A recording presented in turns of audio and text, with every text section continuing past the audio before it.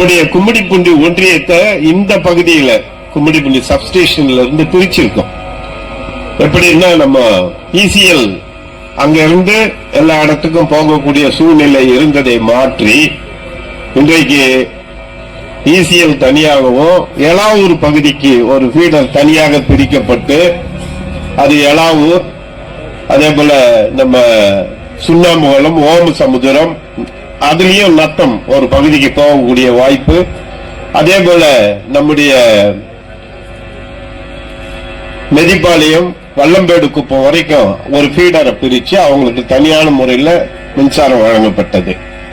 ஆனா மின்சாரம் வழங்கப்பட்டதுனால இப்ப அங்க லோ வோல்டேஜ் கிடையாது. கரண்ட் புதுசா கொடுக்கல, மின் அழுத்தம் எங்கேயும் லோ வோல்டேஜ் வரக்கூடாதுன்றதுக்காக பிரிச்சு எடுத்திருக்கிறோம். இப்ப அங்க விவசாயிகளுக்கு தேவையான அளவுக்கு மின்சாரம் கிடைக்கின்றது. அதே போல வீடுகளுக்கு தேவையான அளவுக்கு மின் அழுத்தம் சரியான முறையில் அவங்களுக்கு கிடைக்குது.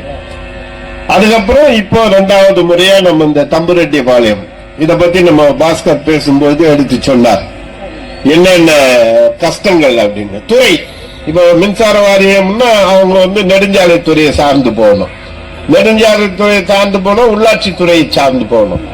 அப்படி போறச்ச இதுக்குள்ள இடையில இருந்த துறை பிரச்சனைகள் அதையெல்லாம் நெடுஞ்சாலைத்துறையினுடைய அதிகாரிகளிடம் பேசி அந்த தடையெல்லாம் மாற்றி இன்றைக்கு நம்முடைய கும்மிடிப்பூண்டி பகுதியில தடையில்லாத மின்சாரம், அதே நேரத்தில் லோ வோல்டேஜ் இல்லாத மின்சாரத்தை வழங்குவதற்குண்டான மிகச் சிறப்பான பணியை இங்கு செய்து கொடுத்திருக்கின்றார்கள். அந்த நம்முடைய கோட்ட பொறியாளர் அவர்களுக்கு, பாண்டியன் அவர்களுக்கு என் நெஞ்சார்ந்த நன்றியை நாம் தெரிவித்துக் கொள்கின்றோம்.